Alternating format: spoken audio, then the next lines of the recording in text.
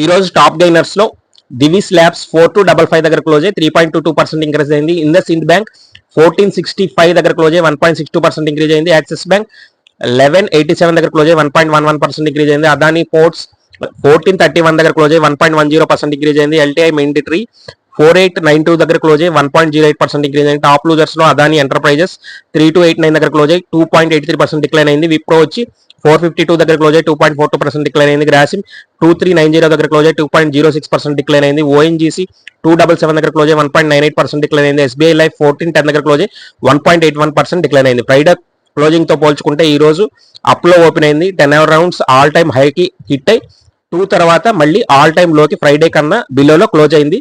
PSU stocks bank stocks up అయినాయి. అలాగే media stocks lose అయినాయి. All European Asian American stocks వచ్చి up లో క్లోజ్ అయినాయి అనమాట.